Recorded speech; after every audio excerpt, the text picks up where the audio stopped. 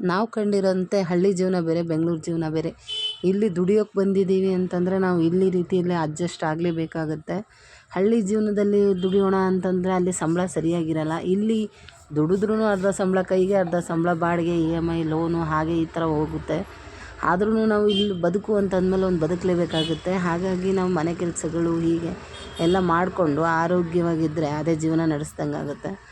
ಏನಿಲ್ಲ, ಮನೆ ಕೆಲಸಗಳು ಎಲ್ಲ ಕೆಲಸ ಮಾಡ್ಕೊಂಡಿದ್ರೆ ನಮಗೂ ಒಂದು ಎನರ್ಜಿ, ಒಂಥರ ಖುಷಿ ಆಗುತ್ತೆ. ನಾರ್ಮಲ್ಲು ನಾವು ಹೇಗಿರ್ತೀವಿ, ನಾನು ಅದಕ್ಕೆ ಒಂದು ವೀಡಿಯೋ ಸಣ್ಣದಾಗಿ ಮಾಡಿದ್ದೀನಿ ಅಷ್ಟೇ. ಮನೇಲಿ ಯಾವಾಗ್ಲೂ ಅಷ್ಟೇ ಮಕ್ಕಳಿಗಾಗಲಿ ನಮಗಾಗಲಿ ನಾವು ಏನು ಮಾಡ್ತೀವೋ ಅದನ್ನೇ ನೋಡಿ ಕಲ್ತ್ಕೊತಾರೆ. ನಾವೇ ಸೋಂಬೇರಿ ಥರ ಇದ್ದರೆ ಸ್ವಲ್ಪ ಕಷ್ಟ ಆಗುತ್ತೆ. ಹಾಗಾಗಿ ಈಗ ನಾವು ಬೆಳಿಗ್ಗೆ ಎದ್ದು ಕಸ ಗುಡಿಸಿ, ಹೊರಗಡೆ ಕಸ ಗುಡಿಸಿ, ಮನೆ ಒರೆಸಿ, ಬೂಸ್ಟ್ ಮಾಡಿಕೊಂಡು, ಸ್ನಾನ ಮಾಡಿ, ಪೂಜೆ ಮಾಡಿ, ಅವ್ರಿಗೆ ನಾಷ್ಟ ಹಾಕ್ಕೊಟ್ಟು, ನಾವು ತಿಂದು, ನಾವು ಬಾಕ್ಸ್ಗೆ ಹಾಕ್ಕೊಂಡು ಹೊರಟ್ರೆ ಡ್ಯೂಟಿ ಆಯಿತು. ಇದೇ ಬೆಂಗಳೂರು ಜೀವನ. ಇಷ್ಟೇ. ಈ ಜೀವನದಲ್ಲಿ ನಾವು ಅಡ್ಜಸ್ಟ್ ಆಗಬೇಕು, ಬದುಕಬೇಕು.